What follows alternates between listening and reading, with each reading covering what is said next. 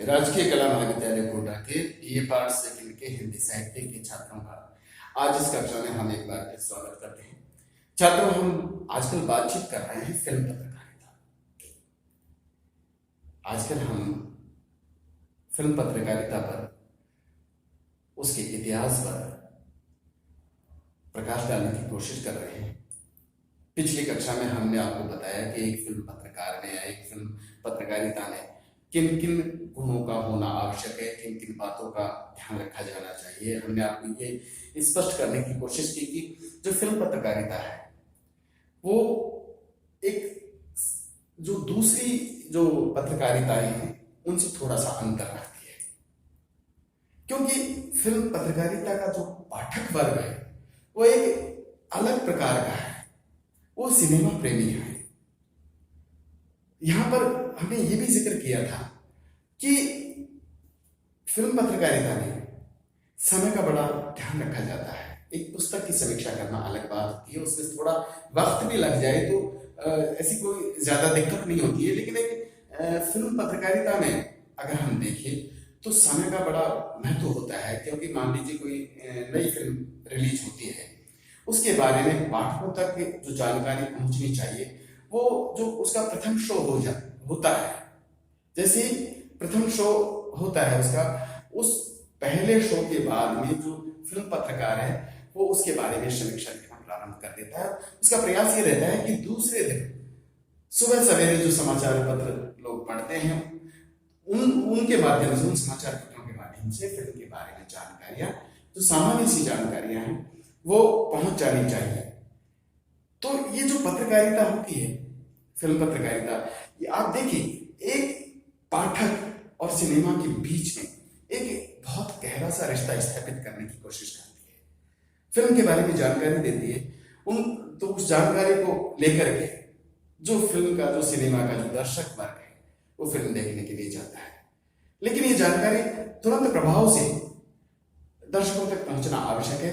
हो सकता है इसमें एक खतरा और रहता है इस फिल्म पत्रकारिता में कि मान लीजिए कोई नई फिल्म रिलीज हुई और देखा जाए तो हफ्ते भर बाद वो फ्लॉप हो गई, तो आपकी जो फिल्म पत्रकारिता है वो अगर कुछ समय लेकर के अगर प्रकाशित होती है तो उसका कोई महत्व नहीं रहता है। कहने का मतलब यह है कि समय पर या तुरंत फिल्म रिलीज के साथ ही फिल्म पत्रकारिता उसके संदर्भ में, फिल्म के संदर्भ में सारी जानकारी जो उसका पाठक वर्ग चाहता है उस तरह की जानकारी उस तक पहुंचा दे, तभी उसकी सार्थकता है। दूसरी बात, फिल्म पत्रकारिता में एक पत्रकार को बहुत ही संजीदगी के साथ में, बहुत चौकन्ना रह करके फिल्म पत्रकारिता करनी होती है, क्योंकि जो उसका पाठक है, मैंने भी आपसे कहा कि विशेष वर्ग का पाठक है, वो सिनेमा प्रेमी पाठक है। वो अपने जो मन में जिन अभिनेता अभिनेत्रियों को बसा रखा है, उसके मन में बसे हुए उस पाठक वर्ग की, उनके बारे में उनकी आलोचना वो बर्दाश्त नहीं कर सकता, स्वीकार नहीं करता है। वो वही चाहता है कि जो उसका जो अभिनेता या अभिनेत्री है, जिसको वो पूरी तरह मन से अपने मन में बैठा चुका है, उसके बारे में ज्यादा मतलब ऐसी आलोचनात्मक टिप्पणियां वो स्वीकार नहीं कर पाएगा। इसलिए पत्रकार को बहुत संजीदगी के साथ में इस चीज का भी ध्यान रखना पड़ता है कि जब वो उनके बारे में लिखे तो इस चीज का भी ध्यान रखिए कि उसका पाठक किस प्रकार का, किस वर्ग का, किस सोच का पाठक वर्ग है। छात्रों, अगर हम बातचीत करें फिल्म पत्रकारिता के इतिहास की, उसके विकास की, तो छात्रों इसकी विकास की कहानी का प्रारंभ कहां से होता है, ये सबसे पहला प्रश्न है। फिल्म पत्रकारिता की जो कहानी शुरू होती है वो कहां से होती है। मैंने पिछली कक्षा में हमने आपको ये बताने का प्रयास किया कि छात्रों, जब से सिनेमा का जन्म होता है तभी से फिल्म पत्रकारिता का जन्म हो जाता है।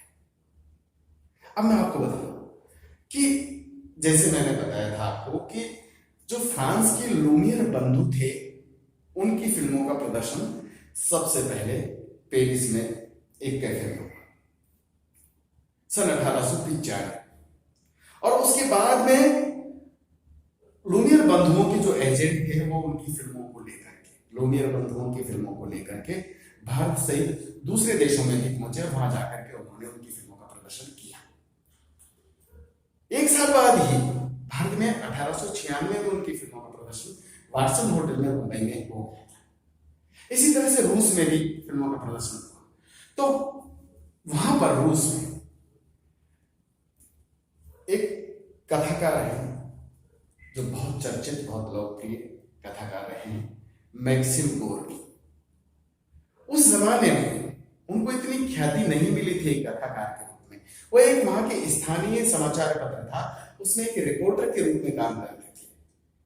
और जब लूमियर बंधुओं के जो एजेंट वहां पहुंचे और उन्होंने लूमियर बंधुओं की फिल्मों का प्रदर्शन किया, तो मैक्सिम गोर्की उन फिल्मों को देखा करते थे।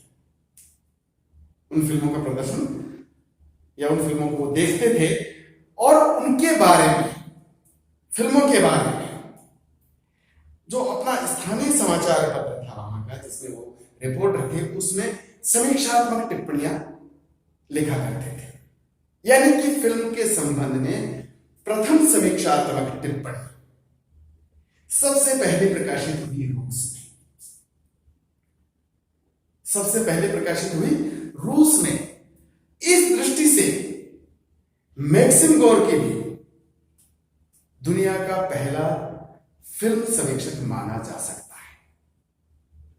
मैक्सिम गोर्की को हम दुनिया का पहला फिल्म समीक्षक मान सकते हैं, क्योंकि फिल्म से संबंधित जो समीक्षात्मक टिप्पणियां हैं वो उन्होंने वहां जो उनका स्थानीय समाचार पत्र था उसमें प्रकाशित करना प्रारंभ कर दिया था। और उन्होंने फिल्म के संबंध में, सिनेमा के संदर्भ में विलक्षण, अद्भुत, जैसे असाधारण जैसे शब्दों का प्रयोग करना शुरू कर दिया था।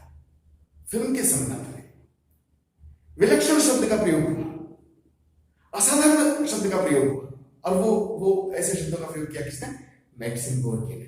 तो हम यहां ये कह सकते हैं कि मैक्सिम गोर्की दुनिया का पहला फिल्म समीक्षक माना जा सकता है। और अगर हम हिंदुस्तान की बात करें तो छात्रों, हिंदुस्तान में भी ये जो लूमियर बंधु थे, इनकी फिल्मों का प्रदर्शन सबसे पहले बंबई में, जो आजकल मुंबई है, बंबई में वाटसन होटल में हो रहा था।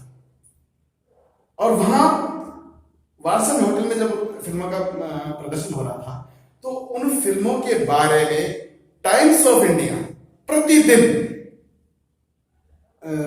टिप्पणियां छापा करता था। टाइम्स ऑफ इंडिया में प्रतिदिन फिल्मों के बारे में टिप्पणियां, लेख आदि प्रकाशित होने लग गए थे।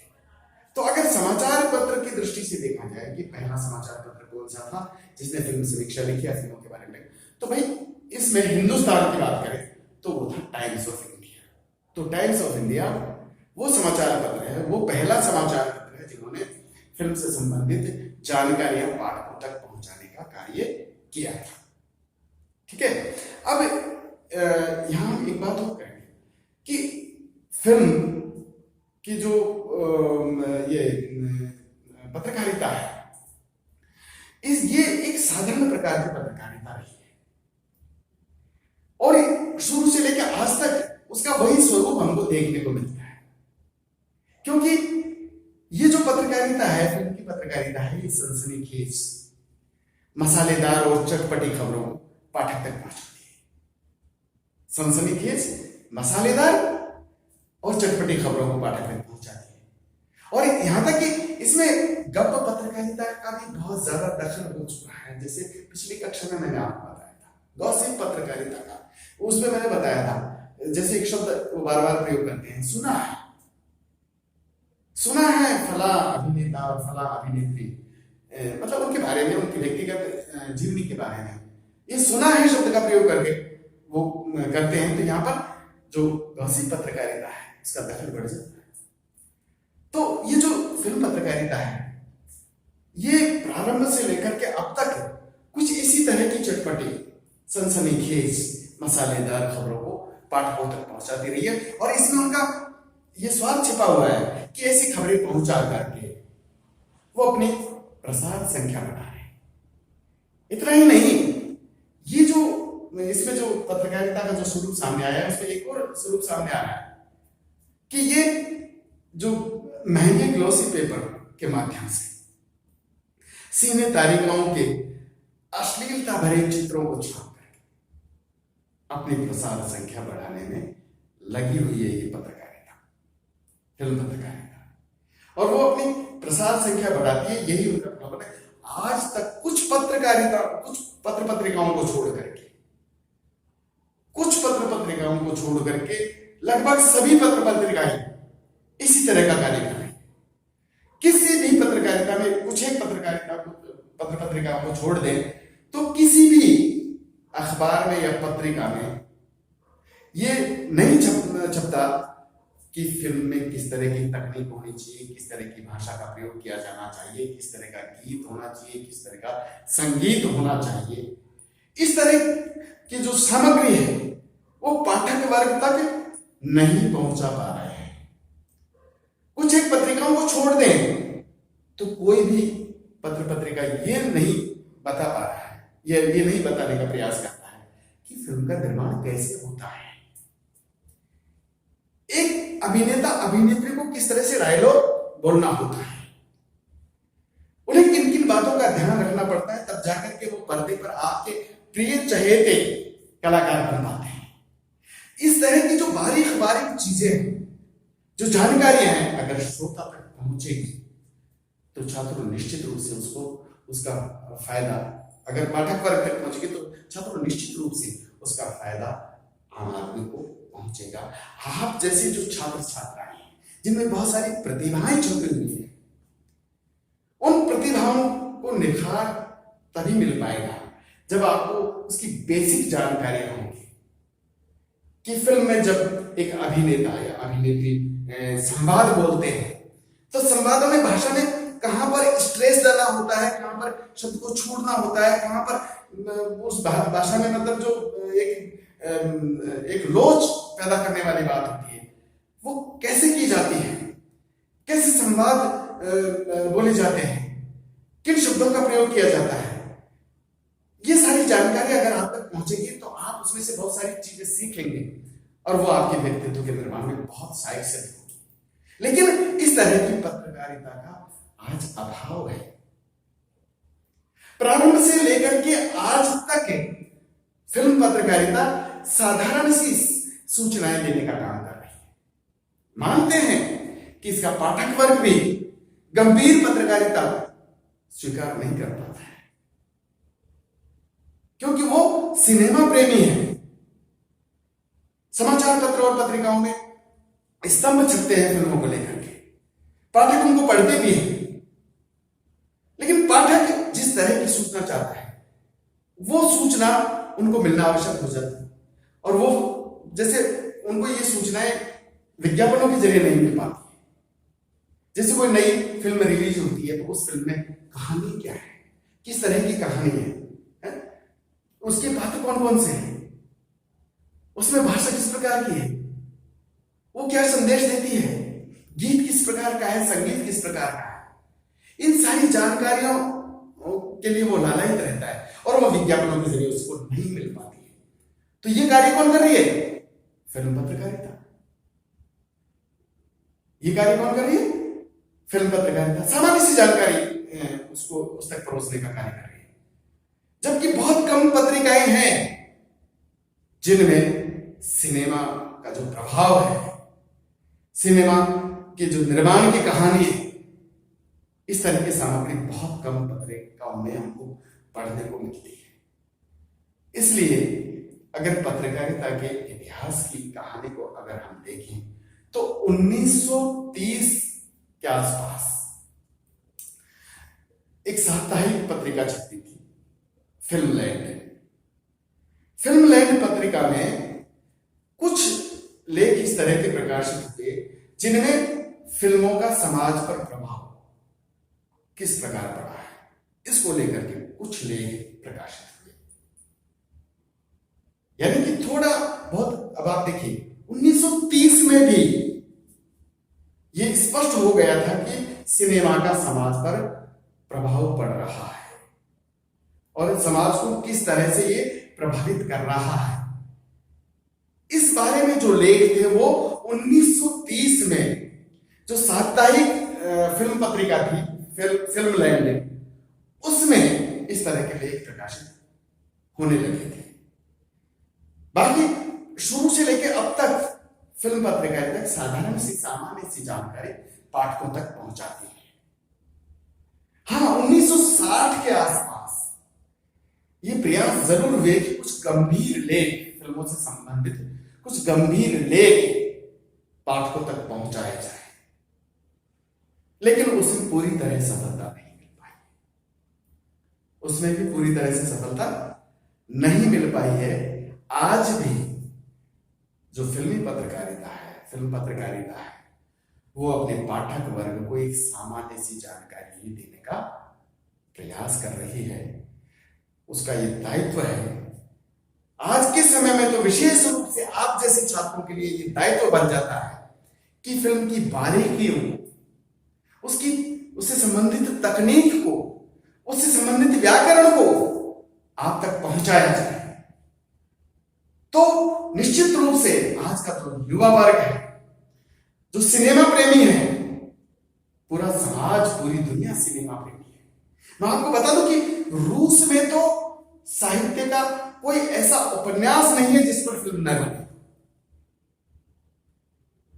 आप देखिए, हमारे यहां तो बहुत, हमारे यहां भी हिंदुस्तान में भी जो उपन्यास है, हमारे साहित्यिक उपन्यास है, उन पर फिल्में बनी हैं। लेकिन रूस में सबसे ज्यादा साहित्य को लेकर के फिल्में बनी है। अगर आपके सिलेबस में मान लीजिए कोई उपन्यास आपको पढ़ना है, आपके प्रथम वर्ष कला से लेकर के पीजी तक, तो ऐसे उपन्यासों पर अगर फिल्म बन जाती है तो आप उनको देख करके उनका लाभ आपको मिल सकता है। और दूसरी बात, फिल्म की तकनीक की जानकारी आपको मिल सकती है। तो फिल्म का जो व्याकरण है, फिल्म की जो भाषा है, किस तरह से फिल्में बनती है, इस बारे में अगर जानकारी देना प्रारंभ हो जाता है तो ये सबके हित की बात है। तो 1960 में गंभीर लेख प्रकाशित होना शुरू हुआ था, लेकिन फिल्म पत्रकारिता की कुछ मजबूरियां आई हैं, कुछ उसके दायरे रहे हैं। उन कारणों से फिल्म पत्रकारिता उस तरह के लेख ज्यादातर प्रकाशित नहीं कर पाती है, क्योंकि इसका जो मुख्य बात यह है कि इसका जो पाठक वर्ग है वो एक विशेष प्रकार का पाठक वर्ग रहा है। वो सिनेमा से संबंधित उस तरह की जानकारी चाहता है, अभिनेता अभिनेत्री की व्यक्तिगत जीवनी को जानना चाहता है, उनकी खान पान, जैसे पिछली कक्षा में मैंने आपको बताया था, उनके खान पान, रहन सहन, उनके जो रिलेशन है एक दूसरे के प्रति, उनके बारे में ही ज्यादातर वो जानकारी हासिल करना चाहता है। जो आजकल का जो पाठक वर्ग है वो पत्रकारिता भी उसी तरह की चीज उसको परोस रही है, उसी तरह की जानकारी उस तक पहुंचाने का प्रयास कर रही है। तो मेरे कहने का मतलब सिर्फ इतना सा है, हम यहाँ सिर्फ इतना सा कहना चाहते हैं कि जो फिल्म पत्रकारिता है उसकी शुरुआत रूस में भी हो गई थी, और मैक्सिम गोर्की जैसे लोगों ने फिल्म समीक्षा से संबंधित टिप्पणियां प्रकाशित कर दी थी जब फिल्म रिलीज हुई थी, या जब वहां फिल्में दिखाई जा रही थी तभी से। और हिंदुस्तान की भी यही कहानी है, हिंदुस्तान में भी इसी तरह फिल्म पत्रकारिता की कहानी रही है कि जब से फिल्मों का प्रदर्शन शुरू हुआ, हिंदुस्तान में जो फिल्म बनी राजा हरिश्चंद्र, ये तो बाद में बनी है। 1896 में जब जूनियर बंधुओं की जो फिल्में यहाँ प्रदर्शित हो रही थी, तभी से फिल्म पत्रकारिता की शुरुआत हो गई थी, और इसमें टाइम्स ऑफ इंडिया का बहुत बड़ा योगदान रहा है। उसके बाद 1930 में जो साप्ताहिक पत्रिका थी फिल्मलैंड, उन जैसी पत्रिकाओं का बहुत बड़ा योगदान रहा है। छात्रों, अगली कक्षा में हम उन पत्रिकाओं के बारे में चर्चा करेंगे जो फिल्मों से संबंधित है, सिनेमा से संबंधित है। आज के लिए बस इतना ही। अगली कक्षा में हम फिर मिलेंगे और इसी विषय पर बातचीत करेंगे, प्रकाश डालेंगे। तब तक के लिए नमस्कार।